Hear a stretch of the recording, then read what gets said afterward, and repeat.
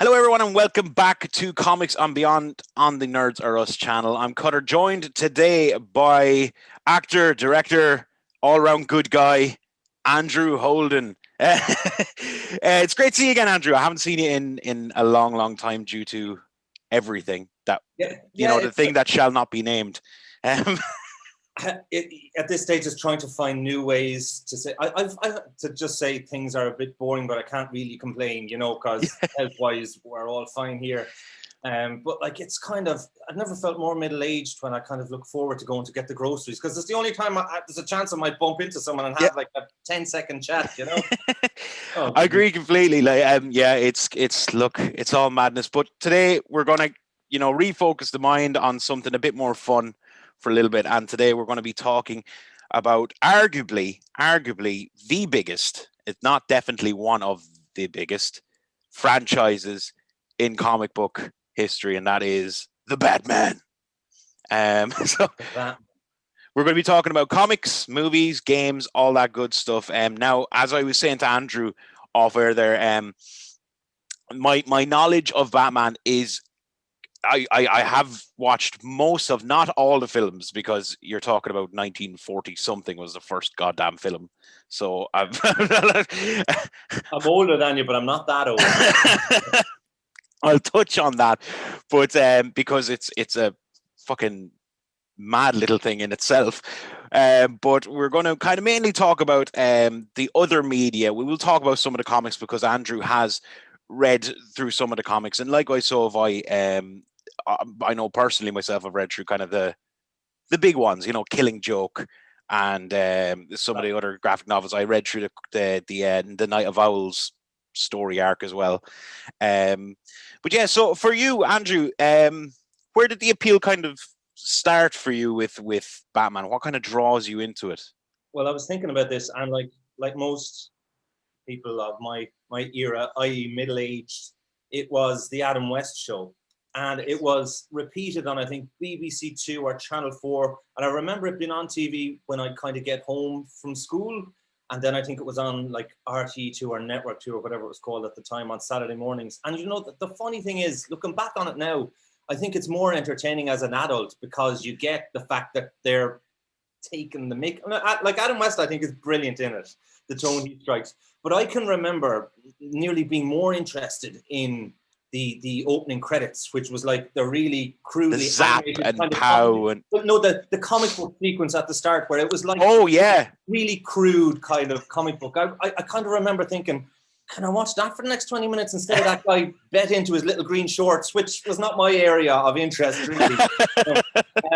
Other opinions are available, but yeah, no, that was kind of the initial one. And then I think really the big one, which is probably a story repeated by a lot of people, is Batman 89, which was, it's kind of hard when you're talking to kids today. No, but if you're chatting to friends of yours or acquaintances of yours or people you're working with or whatever who are like in their 20s or teens, like it's kind of hard to fill them in on what a big deal that was. Because when I was growing up, and I know I'm a little bit older than you, Dennis, but when I was a kid... You're not that much older than me. well, then when we were kids growing up, superhero films, it was the Christopher Reeve Superman films. They were it, really. You might get the other odd thing, but it was very odd, and to be honest, it was probably usually pretty rubbish. So Batman 89, which took them about, I think they sold the rights just after the first Superman. So like they sold the rights in about 79, but the film didn't actually come out till 89. But it was a massive big deal because it was seen as the exact opposite of the Batman 66 TV show, which was light and bright and fun. And I actually have no problem with that, but it was very much positioned as, we're taking this seriously. Yeah, I was going to say that.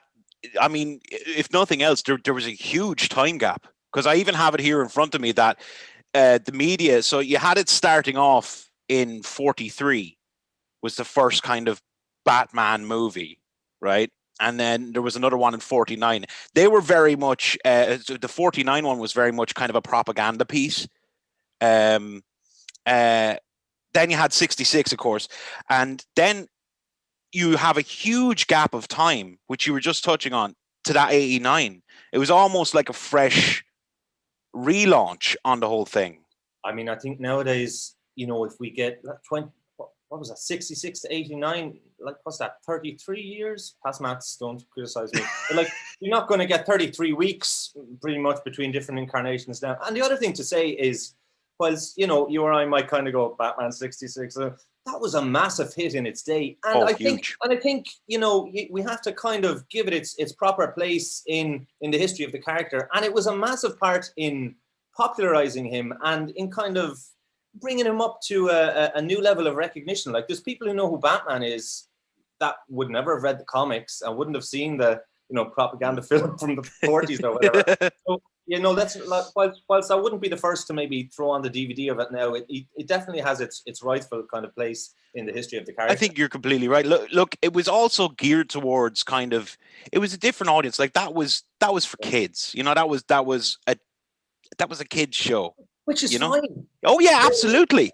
And it was campy and it was it was great in its own little way, but it was harmless and inoffensive for the most part. And then you take 89 where Burton comes on board and it takes this kind of, I suppose, it's an overused term now when talking about Are you trying not to say the word dark? Dark and gritty, yeah. I remember. And the funny thing is, when you look at it now, whilst, I have a big place in my heart for that film because it was such a big thing, now it's just kind of like a weird cartoon. Like, I like it. And I mean, Jack Nicholson is in it, so, I'll arm wrestle anyone apart from you, probably, who kind of dumps on Nicholson in that film or on that film. But it's very much kind of an in-between, if you look at 66 being at one end of the spectrum. Oh, yeah. And, the more modern ones. Once kind of, I mean, I was trying to avoid saying it because, I mean, once I think Nolan got his hands on it and did the Dark Knight trilogy, that was when the whole term dark and gritty reboot kind of got bandied around so much. But at the time, now I know, again, agreeing with you, when Burton did it, it was darker than what we had seen from Batman before. I know now it's not, but it was at the time. And I think I only actually watched it about 2 weeks ago, I'd say. It holds up. I mean, there's like anything else, there's moments where you kind of laugh and chuckle and all that, but I think it holds up pretty decent. Yeah, and I think as well, sorry for cutting across you, thing that kind of can't really be underestimated about that film is when they got Jack Nicholson to do it. Now, it seems very obviously like, okay, Superman got Marlon Brando in, and Gene Hackman gives it real Ned Beatty gives it credibility. So they're like, who's the number one, on your dream list, people in the world today, who would you like to play the Joker? And it was Jack Nicholson, who, buckets of Oscars, like one of the greats, for me anyway, absolutely one of the greats. But when he agreed to do that, like, you don't get to the other guys winning Oscars for playing that role if you don't have someone of his stature in the first place saying, I see something in that role. Yeah. Jack was an absolute genius at that. Did you hear about his deal that he got for that? I think he'll still be making money off it 50 years after he's dead. He was a genius. He went to them and basically he offered them a great deal. He took a cut in his salary. What? Okay. He took a cut in his salary, so he was going to get $6 million for doing it. But he wanted a percentage, like a share percentage of merchandise sales. So he made $6 million for the movie. To date, he's made estimated $411 million from the merchandise. I feel as a guy who, as a 12-year-old, had the mug with his face on it as a Joker and the T-shirt and the comic book official adaptation of the movie. Like, I gave him a few bob for sure. Yeah. It was genius. So he was definitely a get, and I think exactly like you were saying, he himself and Gene Hackman and those kind of A-listers, they lent credibility to the movie at a time when I think it needed it for kind of the relaunch and the reboot of it. Absolutely. It makes, like, people look at it and go, oh, okay, maybe this isn't a kid's thing. And I think one of the reasons that there's such a gap between the TV show and the film is that they were, like, the studios were just really allergic to anyone linking it in any way to that campy, silly show, So I think the fact Absolutely. that the time was there, there was a distance. There was a whole couple of generations had Oh, passed. and again, like this 89 movie. So this is in reference to, so the last one before that was 66. Okay. And then you had 89. After that, you're into overdrive, because it shoots off and you start getting one every couple of years. So you had Returns in 92, which was another huge success. Interestingly, sorry, there's a really funny anecdote that Tim Burton tells that he kind of stopped making them because McDonald's were angry with him because he made the penguins so gross. And he says, like, they want you to have meetings about what toys you can sell before you've even written the script. So I think he had done his bit. But actually, God. Do you know, Andrew, so far you are being a dream guest, because you're giving me loads of segues. because actually, a reason given. So this acceleration happened until 97 with Nipplegate and Batman and Robin. I thought you meant Jan Jackson at the Super Bowl. But part of the problem, and what is blamed by the director, etc., for the failure of Batman and Robin, was the toy manufacturing, was the fact that they actually concentrated, firstly, before they had any movie, they wanted to sell toys.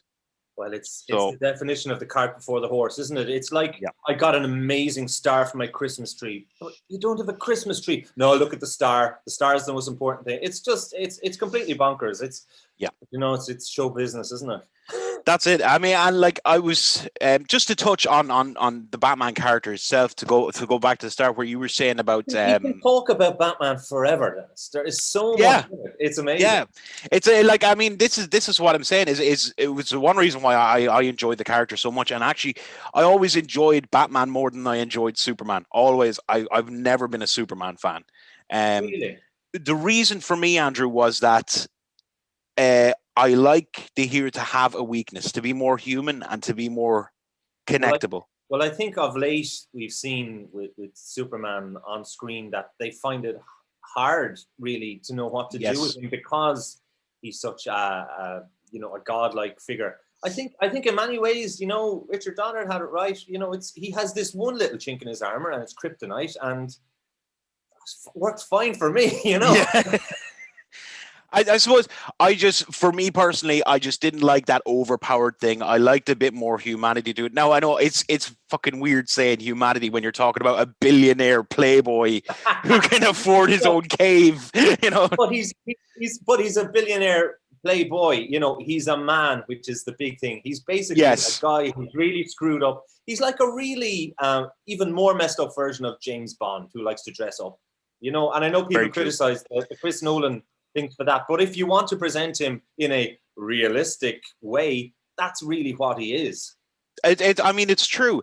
Now, just to stick with the movies for a minute, Andrew, have you? I'll name out the movies. You tell me if you've seen them, and give me your professional quick synopsis.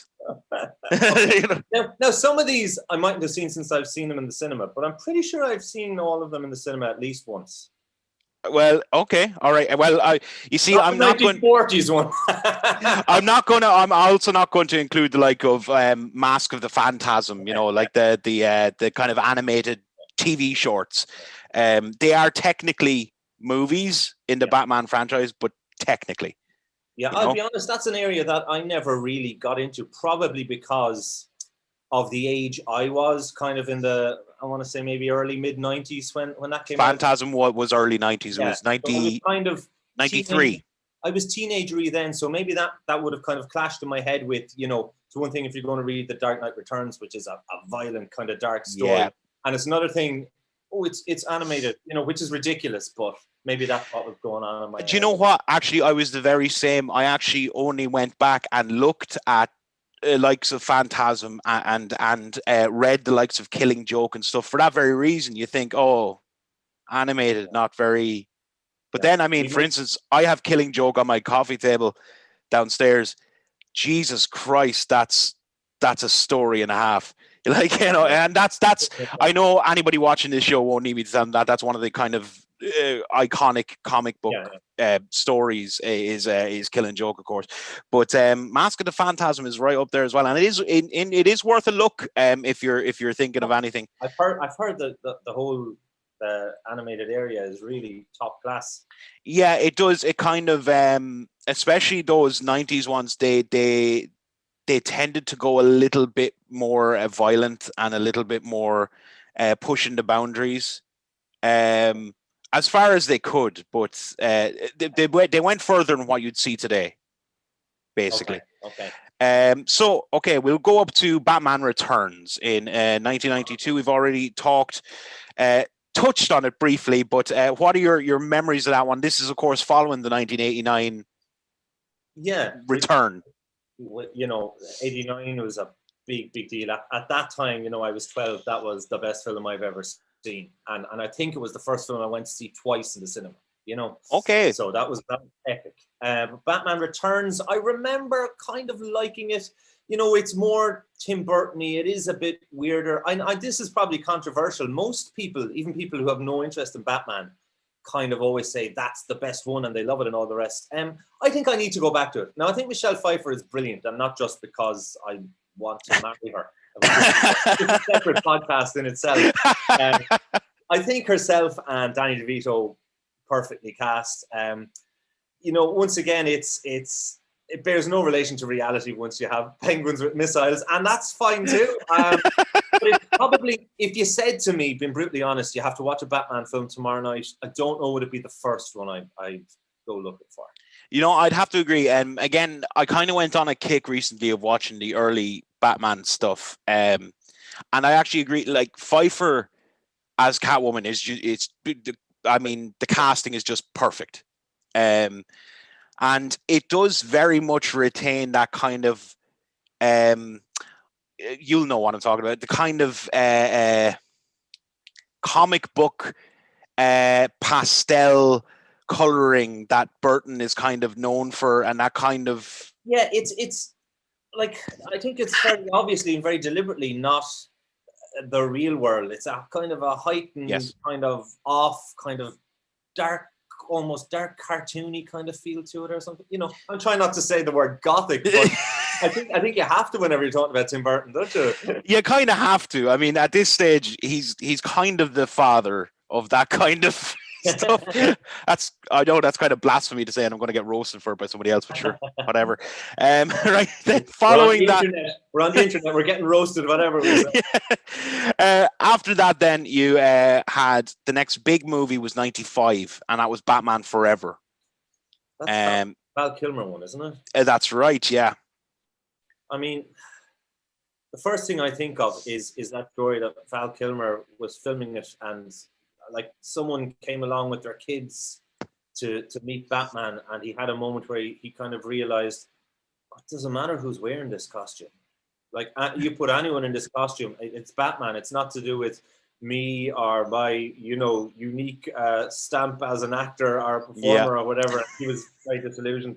I mean, I think it's okay. It's very definitely. But the strange thing about the Schumachers is they veer more towards the 66 because they're really bright. They go very much so. Like, they're camp as hell. I mean, I know we joke about bat nipples, but I mean, where are you going? Like, and yeah, speaking of bat nipples, we're up to 97. Batman and Robin. George Clooney again. I mean, a brilliant actor, writer, director. You know, multi-hyphenate, all the rest. But I mean, he looks like they literally drove a car to wherever they were filming ER. They bundled him into it. They threw him into a costume and they put him on. He famously slags it all the time. Is that the one with, who's the villain in that one? Is that Uma Thurman and Arnold Schwarzenegger? Yeah, now it's worth it for Arnold's jokes. And I remember seeing a picture of Arnold in makeup in like some tabloid before it came out and going, oh, it looks kind of interesting. But I mean, it's like those last two. I'm sorry, like a mutual friend of ours, Leon Sheehan, might be watching this. I know he is. I think soft spots for at least one of them. I think they're pretty terrible. I think they're just not good films. I have to agree. I have to agree. I mean, it's just, I watched it not that long ago. the other ones, you could make an argument for them holding up and having some entertainment value. That one, it screams cash grab to me. Yeah, I mean, they very much do feel like McDonald's gave them a list of the different gadgets and vehicle things beforehand and said, stick those into the film. But I'm actually at an interesting kind of point in that with my kids now, they're like 10 and 6. So I'm showing them stuff. So I'm sure at some point I'll get to those. And you know what? Maybe you'll get a text from me saying, they're not for me. They're for an 8-year-old or whatever. And he really liked it and she really liked it or whatever, That's fair too. I mean, that is fair too. But I mean, any movie where the director came out and apologized for the movie is not really a good sign, and that's true. The director came out and said he was sorry for it, and the reason he gave was the toy line. He said they were concentrating too much on merchandise, etc. The nipples apparently were down to basing the costumes off of Greek statues. That was the idea behind them, apparently. And also Arnold Schwarzenegger, he got $25 million to play Mr. Freeze. And also he told a total of 27 puns during the whole film. Yeah. Which are brilliant, in fairness. Yeah. Brilliant, bad, but brilliant. The thing about it is, if I said to you now, like if that film never existed and I said, oh, they're making a new Batman film with George Clooney and Uma Thurman and Arnold Schwarzenegger, you'd go, I'm interested. No, you wouldn't. Yeah. No, if the previous one had never existed, like on paper, they can bring things to a movie, you know what I mean? Yeah, like, I mean, at that time as well, I mean, I know anybody younger watching may not know, but I mean, at that time, Schwarzenegger was a huge star. I mean, he a huge action star, just not that. So he could have been believable as a bad guy, as maybe like a big kind of burly, a big Bane, maybe a big Bane character, that kind of thing. It may have worked. Uma Thurman, do you know, in the movie, she's actually one of the better parts of the movie because I'll be honest, I haven't watched it in a long time, but like she's brilliant. And I mean, we've seen her in Kill Bill, absolutely kick ass, and she's a great actress, and she looks like Uma Thurman. I mean, there's no reason why she shouldn't be, in a great Batman film or a great version of that character. Exactly. And now we're into the kind of modern day Batman. So this is where, and this has happened to numerous franchises, obviously, especially comic book franchises. So where they'll have a bomb and then maybe they'll fall out of favor for a while. Yeah, it's like, give it a break, guys, and then we'll bring it back. So this is when the kind of the resurgence begins, because we were the gap. So that was 97. We're up to 2005 then, when Christopher Nolan takes over and begins his Dark Knight trilogy with Batman Begins.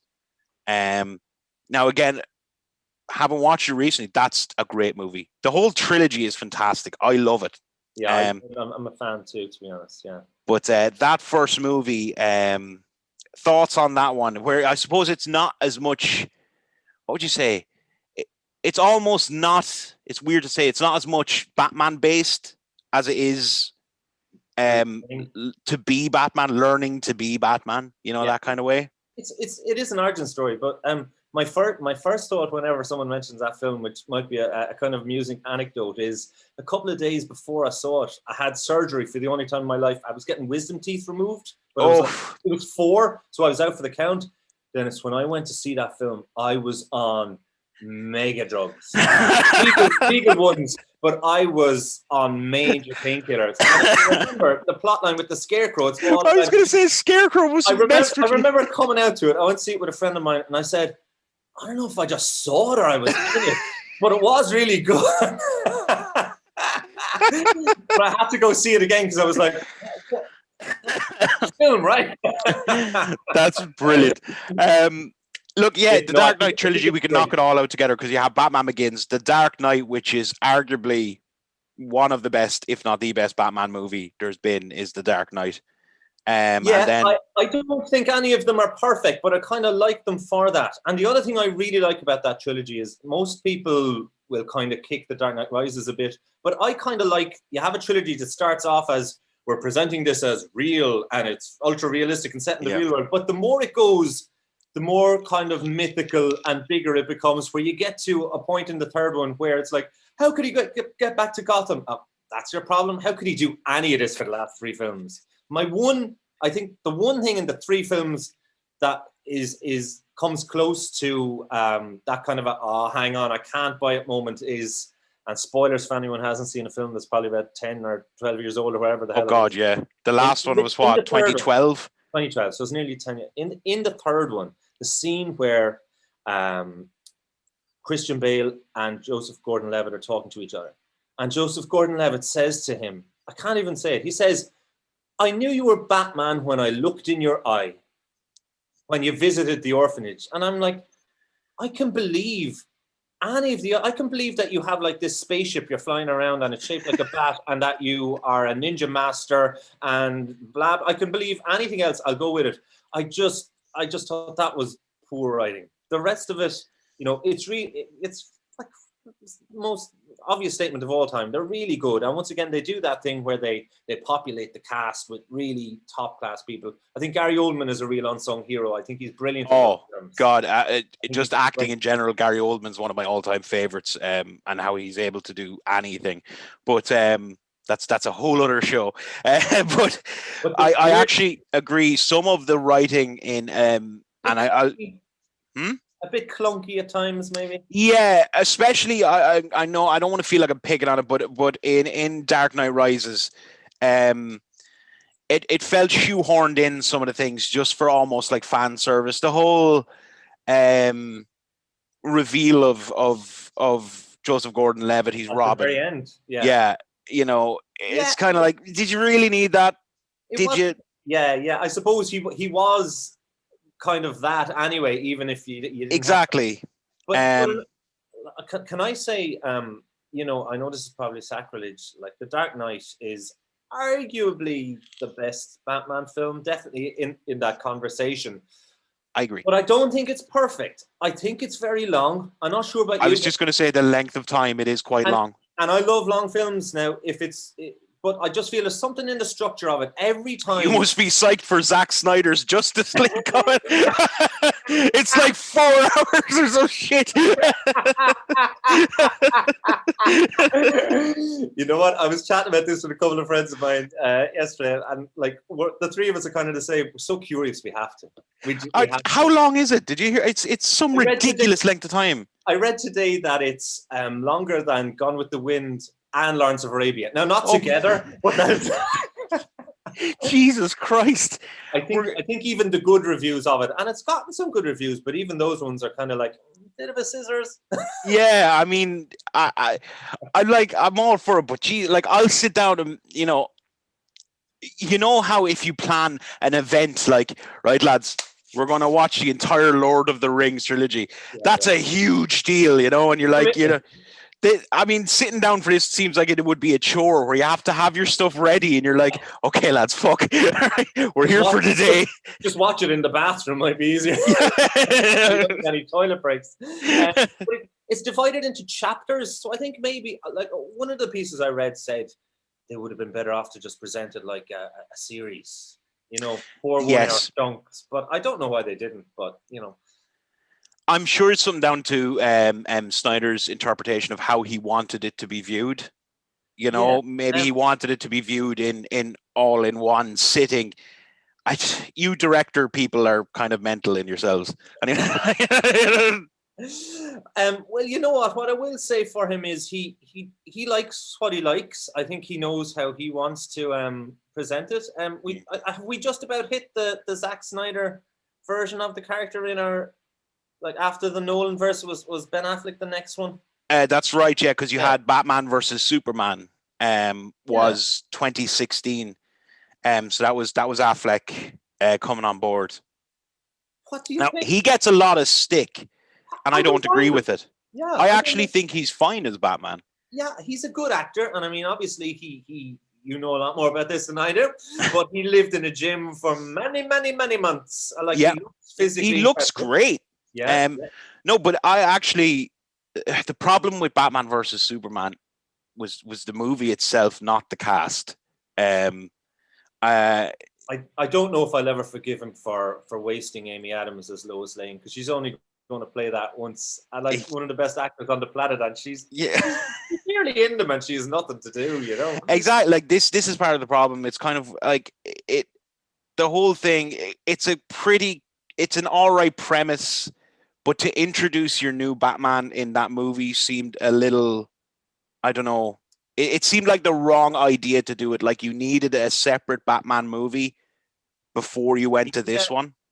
I agree. And also, if you consider that technically it's a sequel to Man of Steel, like your hero suddenly is like Henry Cavill looks pretty perfect as Superman, okay? Yes. He's a beautiful man. We can all agree on that, okay?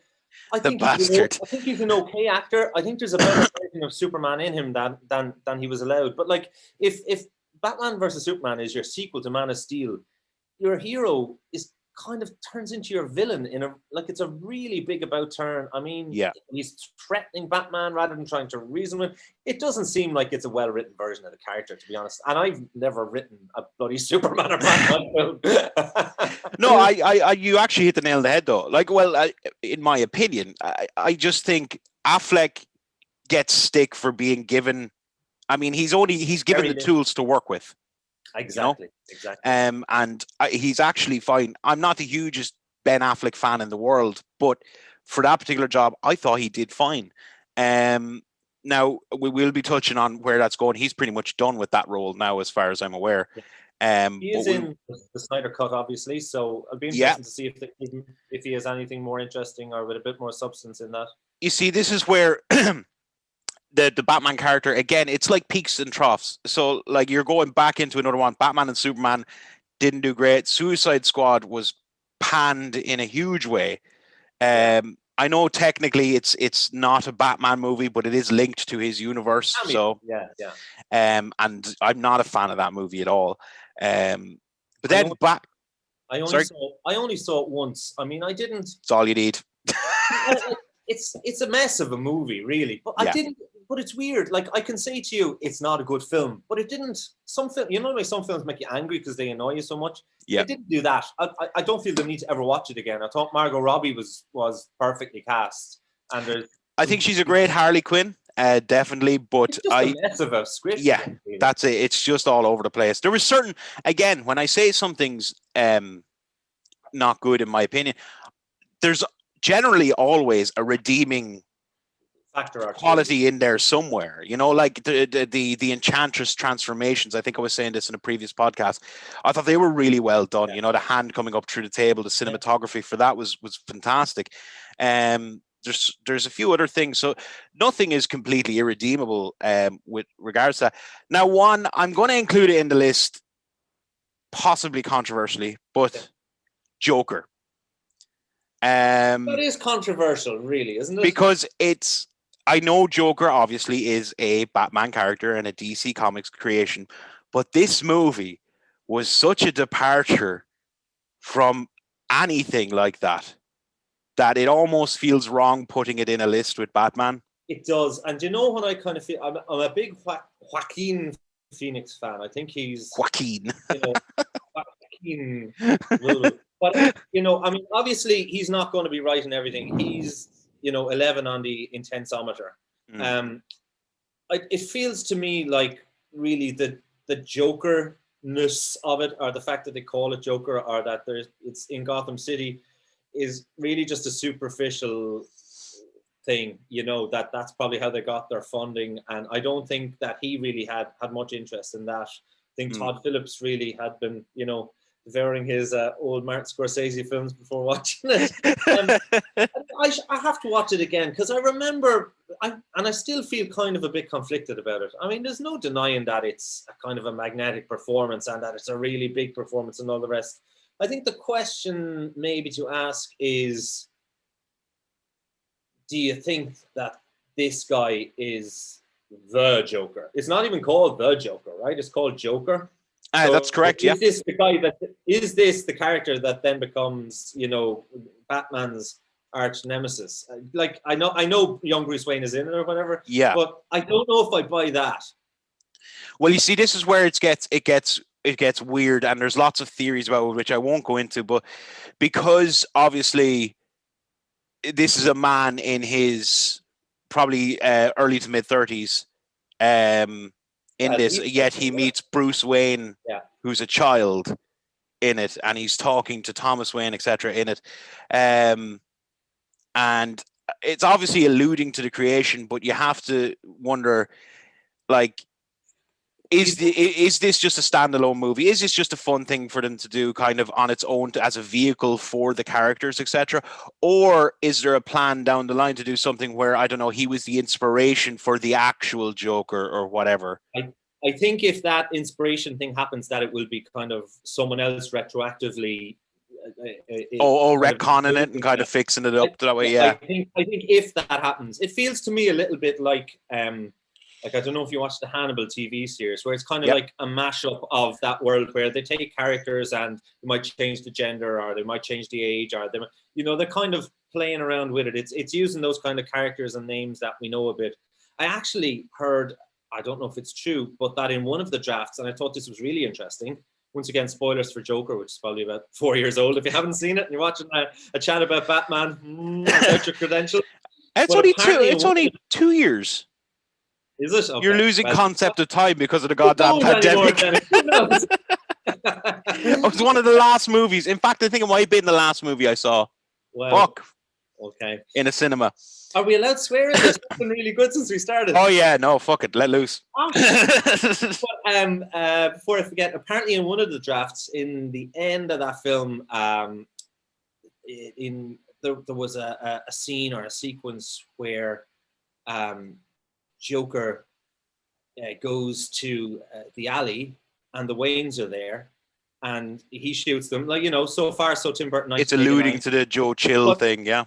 But then he shoots the kid as well, which I thought, okay, you're really brave. Like it would be super brave. You wouldn't be going there. You're saying this is an Elseworld what if kind of story then. Yeah. If there never even is a Batman. But I thought, considering this feels so like just a random one-off kind of play around with this world, just do it. Why not? You're not making. Just do it. Kill him off. You're not selling toys in McDonald's for Joker anyway. You know what I mean?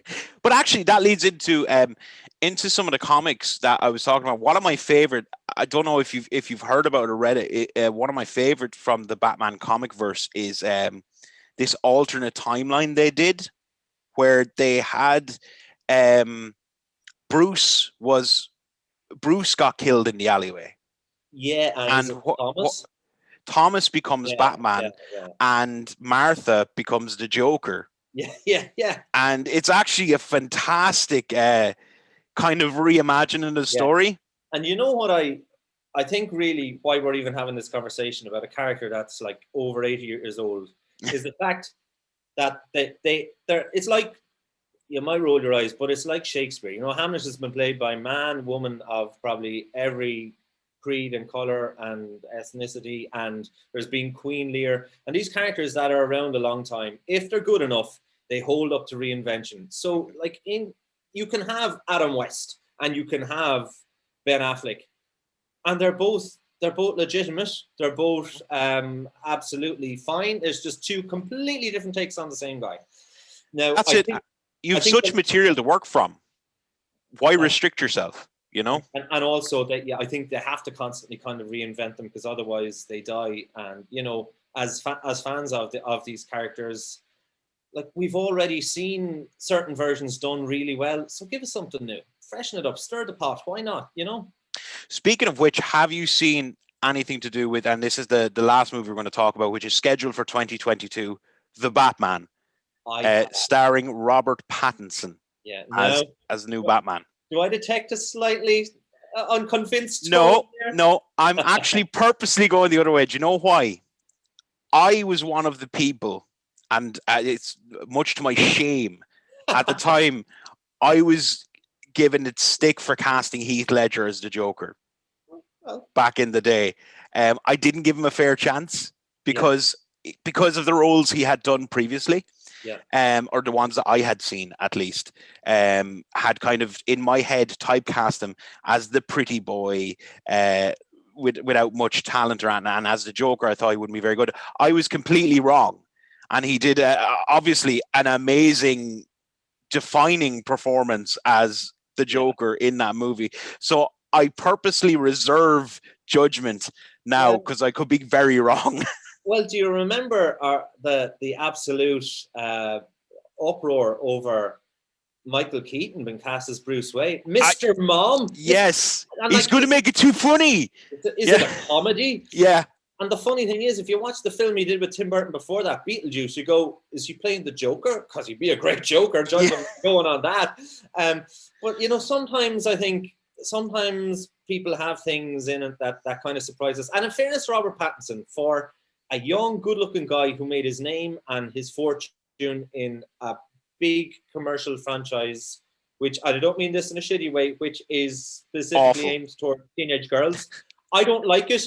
I watched the first one, maybe some of the second one. I do try to have an open mind. For me, personally, as a 40-something-year-old man, I felt you've taken, you know, one of the most interesting concepts in fiction and made it boring. That was exactly that's exactly my thought process on it. Dennis, we're not teenage girls, and they love it. And, speak for yourself! But, you know, we want stories that appeal to everyone. So that's cool. But for a guy who that's where he made his name, he's done or attempted to do some really interesting things. The last film I saw in the cinema was The Lighthouse, which is, you know, absolutely mental. But, but like, for a guy who could be playing, you know, versions of that Twilight character forevermore and probably earning 15 million a pop every time, you know, he doesn't have to. He's obviously interested in stretching himself and trying things, and like, he's a good actor. I think he's going to be good. I mean, there'll be people out there who look at him and go, his muscles aren't big enough, and if that's your that's what you want Batman to be, go to Ben Affleck, because that's really that version of it.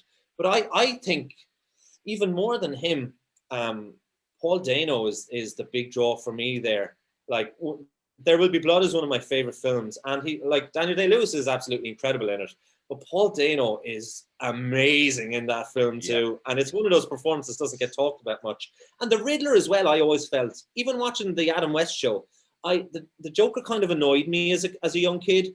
The Riddler, I kind of thought there was a bit more to it, and I always felt, okay, if you're going to do a grown-up version, like, you're telling me you can't make a really good thriller storyline about a guy who leaves clues and riddles? I mean, come on. And actually, it could be brilliant. Speaking of it as well, I agree, because if you and we were talking off the air again, if where I know you haven't gotten into them much around like that, but the Arkham series of video games, obviously you have a lot more scope there because it's a video game. You have a lot more room to play with numerous villains and numerous story arcs, etc. Riddler features heavily in all of those games, and honestly, it's done much better, where he is the kind of psychotic genius who leaves the clues around so you can eventually find him. And there's, in the last one, there's a whole thing where he's kidnapped Catwoman, so you spend the whole game trying to get her free, but his riddles are nasty. Yeah, that's the whole point of them. They're horrible, and they're deathly, and they're difficult, you know. I think that character, even just, you know, the 1 or 2 line description of that character, really lends itself to a twisty turny plot, which we haven't seen in the film. I mean, Jim Carrey is a very talented man. That performance was not really, for me, the version of the character that I would be interested in seeing, just in case his lawyers are watching.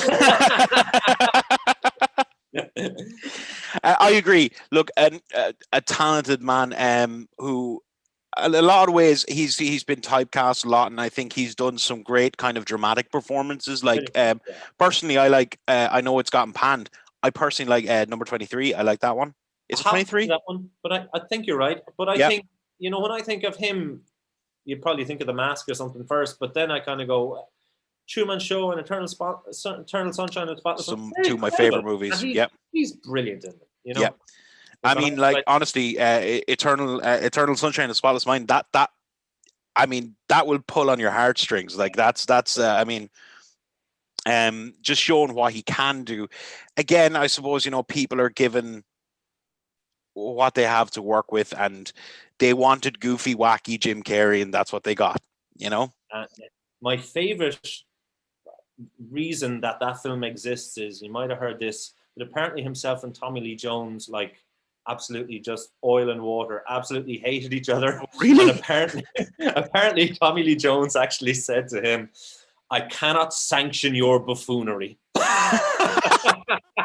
Which I just think is a wonderful line. What do you think of the trailer for the Matt Reeves one? Sorry for cutting you off there. Have I seen the trailer for which one? The new one? The new one, yeah. I have, yeah. And what do you think? Are you intrigued? I'm actually very intrigued by it, because I think it could be a take on it very much Joker style, as in almost reimagining it to a degree. Which I'm and kind of you touched on, you know, oh, he doesn't, you know, some people may think he doesn't have the big muscles or anything to be the Batman or anything like that. Well, I'm interested as to what they do around that, like as to, yeah, kind of what difference we have. We've seen Batman through all the years, kind of in different incarnations, but generally around the same idea in modern history. I'm not including the Adam West one or anything like that, but as the armor wearing, muscle, big guy beating up thing. Well, you know, maybe this one will be a more agile, more, you know, a faster kind of one. Maybe. Yeah, exactly. Which I'm interested. He is meant to be the world's greatest detective. Exactly. So I'm fine with it, and I'm interested, and I will watch it. I will watch it, and I'm very willing to give Pattinson a chance in the role. Yeah. Do you know the thing that I think impressed me and surprised me most about it is, like, I'm a complete hypocrite, okay? I'm the first person to kind of say, oh, God's sake, you know, they're doing this again, they're doing that again, they're rebooting this again. Like, I was like, okay, we've had the Christopher Nolan ones, and then really soon after that, we had Ben Affleck as Batman. But when that trailer came up, I watched it, and I literally went to myself, shit, I'm going to go see this. There's no way. I'm interested. Yeah. I'm still interested in this 81-year-old character that I've seen on screen 10 times. I'm still interested. I think that's really the sign of something kind of primal in that character. Absolutely. And I mean, it just goes to show, again, this is on the peak. This is what makes it so fascinating to me, even as a topic, is that it has such, I know I said it already, but peaks and troughs, and not just in movies, but in comics, games, all that. You have peaks and troughs. For instance, when Rocksteady were the video game developers who took over the Batman licensing, okay? Yeah. Now they got it, and they were given it essentially for nothing, because they were given it from Warner Brothers, who essentially got this, and they were, I think, and please somebody correct me if I'm wrong, but from what I read before, they were essentially a developer who had one game under their belt. They were a nobody developer, and why were they chosen? They essentially they were the ones that went to Warner Brothers and petitioned to get the license, because they thought they could do something with it. They had they had nothing, and they were also on the verge of maybe going out of business. They needed a big license. They needed a big get. So they approached Warner Brothers. They never thought they'd get it, but Warner Brothers essentially went, this is going to fail completely for you. Nobody's ever done a successful fucking Batman thing. Here you go. This franchise is cancer. Now, remember when they got it, the Nolan franchise was only beginning. Right. So Batman was a cancerous property at that time. So this was in between Schumacher and Nolan. Exactly. Yeah. So this was a cancerous property that they gave to him. There had never been really a successful Batman video game. Right. So they got it, and they did this amazing job in it, where they got the TV actors. So they got Kevin Conroy, Mark Hamill, all these guys, and they also took storylines from the comic books, and they kind of put them all into it, and they did a much more kind of comic realized version of the games. And much like Nolan, they said they were going to do 3 games, and that was it. And the games outsold everything. They were fantastic games. They still hold up. They've done 15. you can still get them. In fact, there's rumors that they will be coming back with another one, but I don't know. There was other games in the Arkham series released, but they weren't official because they weren't made by Rocksteady. That's another kind of blind spot for me, because I game, but I was kind of not gaming for a few years, due to boring. I know Young recently you've people, gotten that big kind of into them thing. with the likes of Last of Us and Yeah, God of War and all that. yeah. Is that, So do you think, I know we're slightly off topic, but do you think that's slightly. down to your kind of love of storytelling and kind of, Well, yeah. I mean, I was playing, like, I play the games I kind of like are the Last of Us stuff and Red Dead 2 and a bit of God of War. Like, obviously they're video games, but I feel like if you're kind of going to have a conversation with someone who doesn't game, even the word game sounds reductive and kind for of what they childish. are? I know, Yeah. I know we're talking about Batman, and essentially you could say that is kind of a childish thing, and that's fine. But like they're almost like interactive stories at this stage, Mm. and like if you had said to me a few years ago, playing something like The Last of Us 2, and you told me the number of cutscenes in it, I would be like, well, if it's a game, do I not want to play the game? But I just think they're at such a level now, and it's such a kind of a hybrid of game and kind of animated film and motion capture or performance capture type thing. It really feels to me like it's a kind of a crossroads in storytelling. It feels like an interactive story. It feels like the greatest choose your own adventure book ever. To me, as a middle-aged guy who started playing games on his brother's Commodore 64 as a Oh my back in God, the that day, was my first console too. Yeah. so Loading that tape into the but, deck. but to get back to Batman, I Yes. wasn't gaming during that period where all those ones came out. So I kind of feel like there's a bit of an undiscovered treasure trove for me there. It's To well maybe dive worth into. looking into it. The 3 games, you can actually get them in a bundle. Now they're The they're just called the Arkham Bundle. I'm sure you can. I know you can because I have it. You can get them on the PS Store, which is 3 games: Arkham Asylum, uh, City. Return. Yeah, Arkham Asylum, Arkham City, and then I can't remember what the last one's called. Now, Dennis, I'm not one of Anyway, those really, really rich, well-connected people with a PS5, but I'll struggle on with my PS4 for now, okay? was that a shot, Andrew? No, that was just me being publicly really jealous. Listen, I fuck off, right? um, but to touch on the games just again briefly, there is rumors of a new one coming, and it's been hinted at by various people in Warner Brothers, etc., who of course own the IP for Batman, etc., that they're going to take the storyline from the comic, which you may know, and please tell me if you do, which is the Court of Owls story. Yeah, I do. Yeah. That seems to be the one that they're going with for a kind of a new game and almost possibly a new franchise. I don't know if Rocksteady's involved or anything like that, but it looks like it's going to be another huge title again. Aren't there rumors just based on that one trailer that storyline may be, if not overtly in the Batman, that it's an influence in it? Because there's hints at kind of the Wayne family being implicated and involved. Yeah, it seems to be. I don't know why. I've read. It's a fantastic story. I've read the story. It is a great story. But it seems that all the media seems to be conglomerating around this one storyline at the moment. Which, for anybody who doesn't know out there, the Court of Owls is a storyline where it's essentially a pile of rich people are running Gotham City behind the scenes.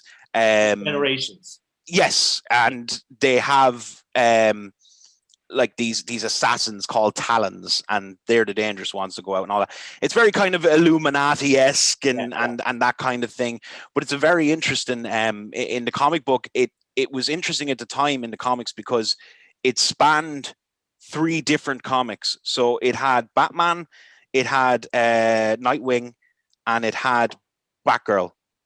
And their 3 comics, it was the first DC crossover done properly. And those 3 comics had basically their own stories that eventually led to a Batman annual, which was the culmination of the Court of Owls storyline. I think it was called Night of the Owls, was the annual. So that's where the kind of comics come in. But yeah, they all seem to be conglomerating around this one storyline, which again, I suppose you could do a lot with, you know? Yeah, it's just when you started talking about them being like the Illuminati, I was like, you want to be careful these days. People don't think it's a documentary. True. So I thought we're getting near the end here, Andrew. So thank you for that. So I thought for this one, I'd give you some quick facts you may not know about. Now, do you want me to be all cool and pretend that I know? No, I want you to say, "Oh, shut the fuck up! I heard that." Everybody knows that. I'll be honest. Okay, I'll be honest. You know that actually, Batman is Bruce Wayne. Feel free to interrupt with any facts you have yourself. So I'm going to start off with Batman's first appearance, which was in '43. It was a black and white serial film, and it was simply called Batman. The plot was around Batman's efforts to sabotage the nefarious activities of a Japanese agent operating in Gotham City. So it was launched at the height of the Second World War. It was propaganda. I'm sure it was very tasteful in its depiction of race relations. Completely. I mean, it's sensitivity, just absolutely. So Bob Kane, who was co-creator of Batman, he based Batman's co-creator. Yeah. He based Batman's wings off of the ornithopter, which was Leonardo da Vinci's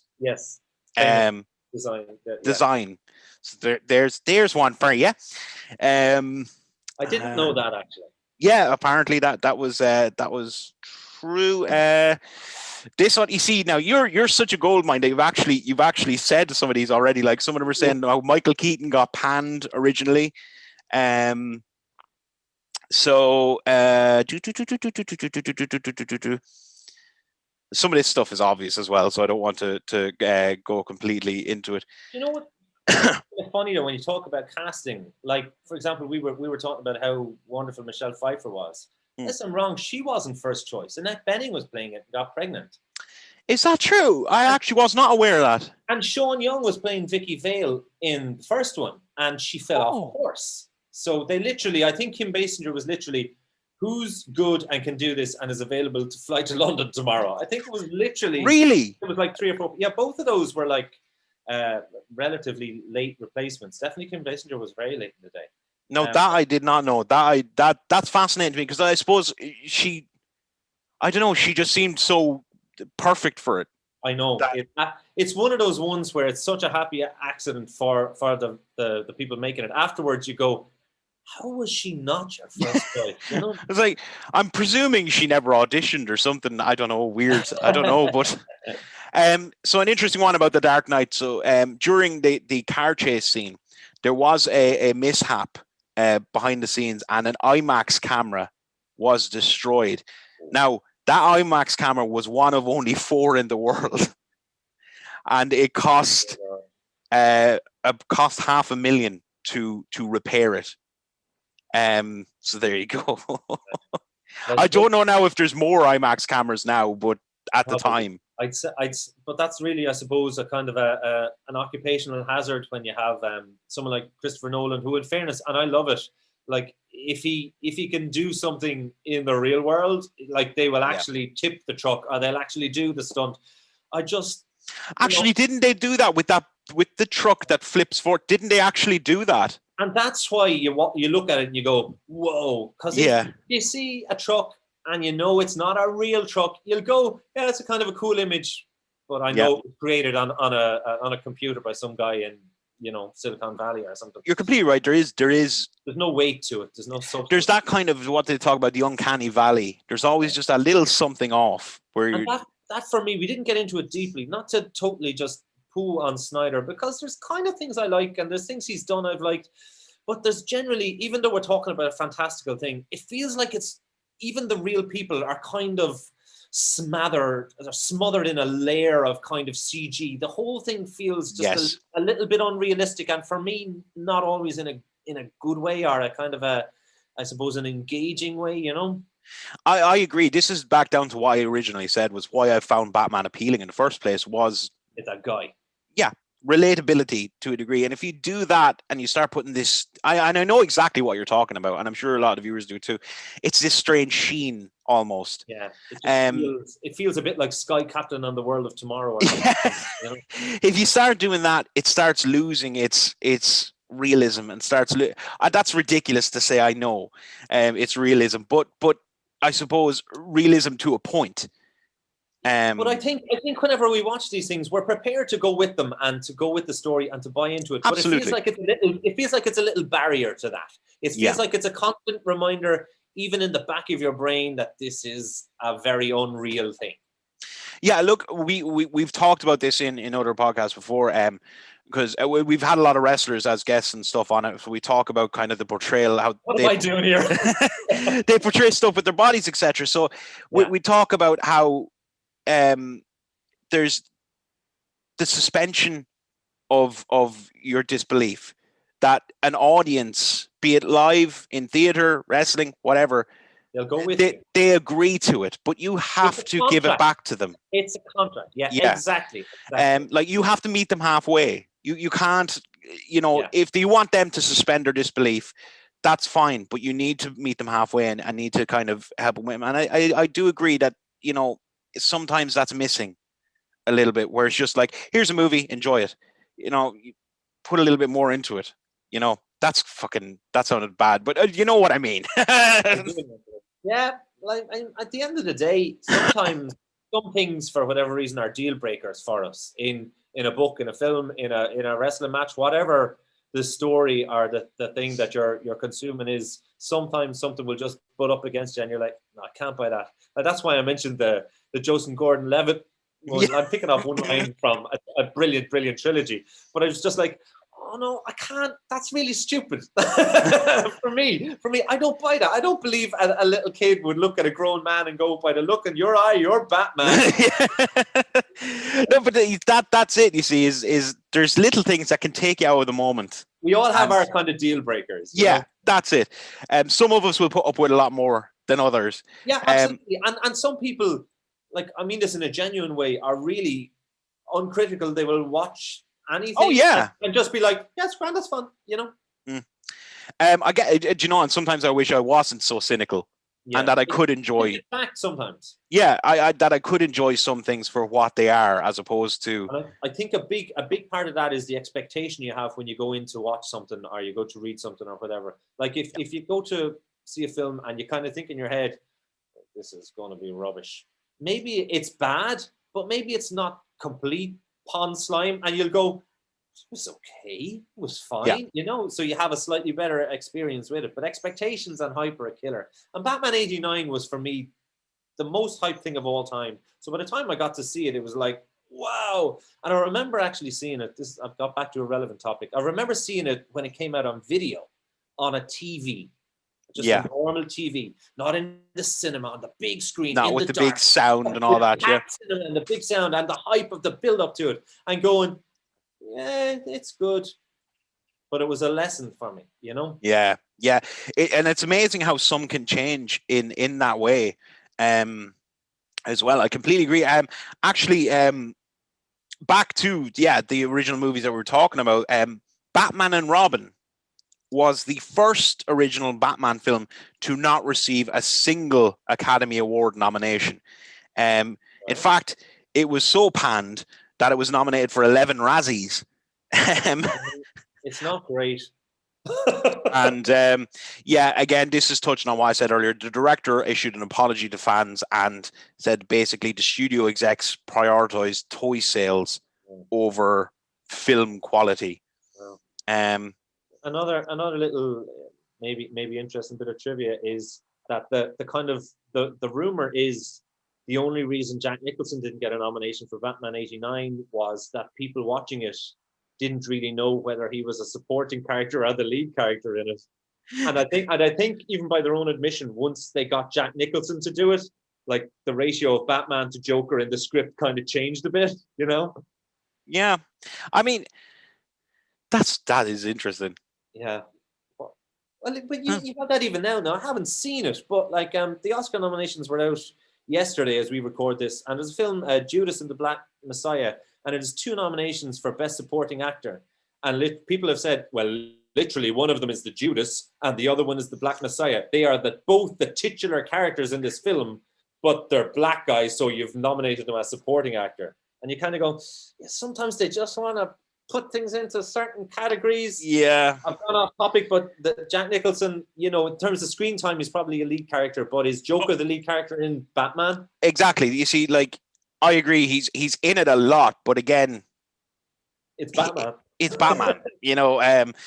As speaking of that movie, actually, Bowie was considered to play Joker in the 1989 film Batman.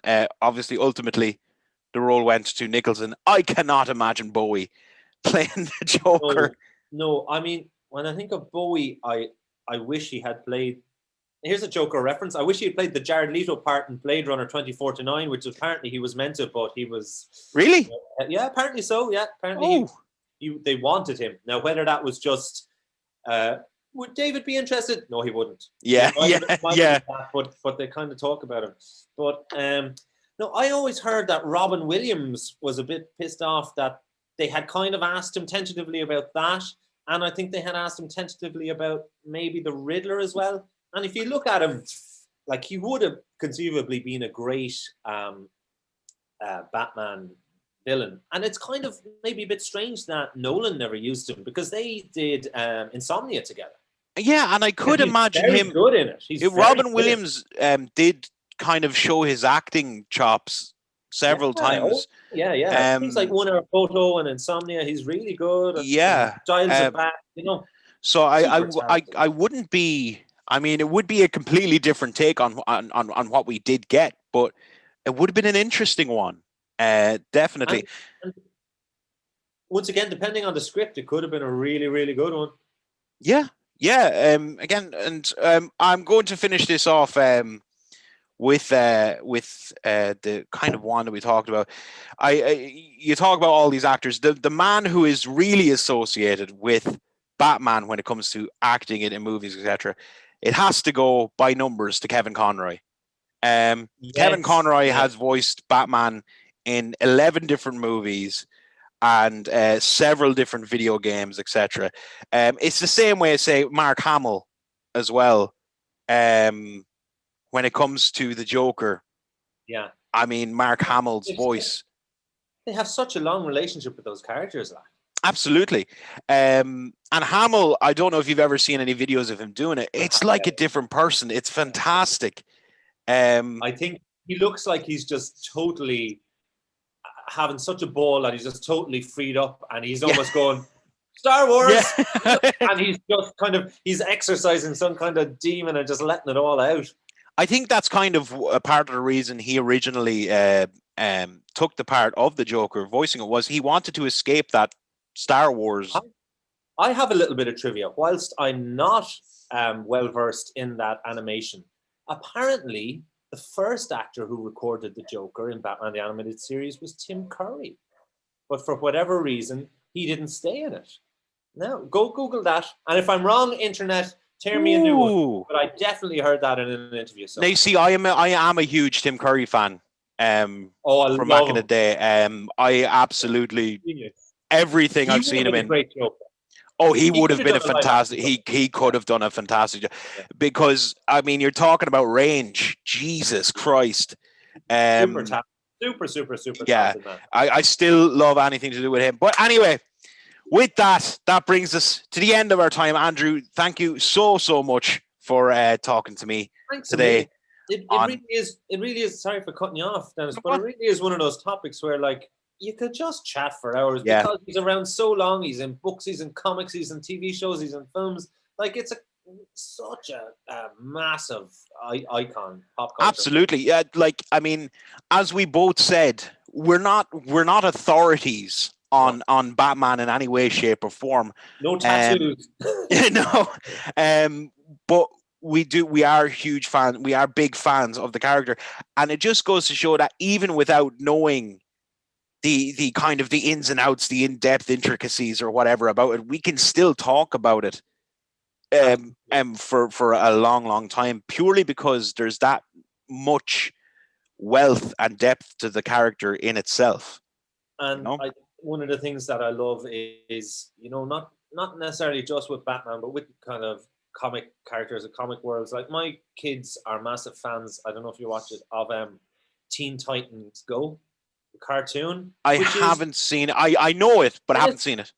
I'm going to tell you two things. One, it is absolutely mental. And two, it is hilarious. But for me, Robin, when I was a kid, Robin was the kind of annoying little sidekick guy in the shorts and the silly cape. But for them, Robin is like one of the funniest characters in anything they watch. So that's so strange how perceptions change. That is so strange. Which I think is fantastic, the way you can take a character, do it this way, do it this way, do it this way. Light, and actually, dark, they hold up. Now you've touched on it, actually, just before we go, that's one thing we didn't touch on, and it's actually one of my favorite things was the whole variations of Robin in the comic books, etc. It actually turns out to be like much cooler than it ended up being. For instance, like there's Dick Grayson, who starts out, but he goes on and he becomes Nightwing, who is night and day from what Robin was originally portrayed as. He's a badass superhero in himself. Then you have the likes of Jason Todd and Damian Wayne. Todd, Jason Todd, I mean, that's a whole, I mean, come on. That whole story in and of itself. He was so hated when he was brought in that the fans voted. Yeah, that's brilliant. To kill him off. Which is just so cruel. Apparently, I remember watching a Batman documentary years ago. Apparently, there was one guy who had rigged his phone automatically to ring the Kill Robin number like every hour or something. Oh my God. We didn't even really get into Robin, but like he's an interesting one as well. I mean, obviously in the 60s show, they had to put Aunt Harriet in there because they couldn't have two guys living together. And Tim Burton didn't want to touch him with a barge pole. And then Chris O'Donnell version of the character was, wouldn't be for me. But like he's inextricably linked with Batman, but yet he can be problematic. And then there's 50 different versions of him as well, Yeah, and again, I think it would require much more than a movie to rebuild the Robin franchise. You know what I mean? It'll take some rehabbing.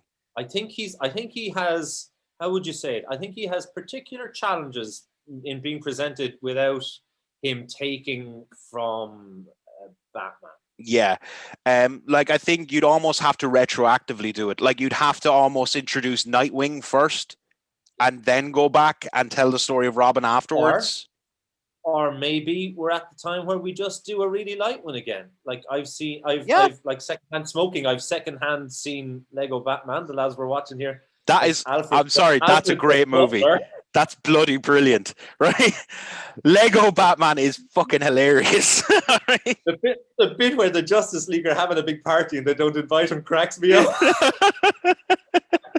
There's no shame in admitting the Lego movies are fantastic, right? Yeah. Well, like I am repeating myself before you finish up, but I think really the reason why we're even having this chat is these kind of characters, in particular, the kind of gold standard ones like Batman. They're around so long because you can do so much with them, and they're not going anywhere. And we're looking forward to another movie franchise again. That's it. With that, again, thank you so much, Andrew Holden, for joining me today on Comics and Beyond. If you like what you see, please like, comment, subscribe, comment down below any guests or anything you want me to chat to next, or subjects as well. I'd love to hear from you. Also, subscribe to the Nerds Are Us channel in general. There's loads of different hosts and podcasts and all this good stuff. You'll find something that appeals to you. So until next time, see you soon.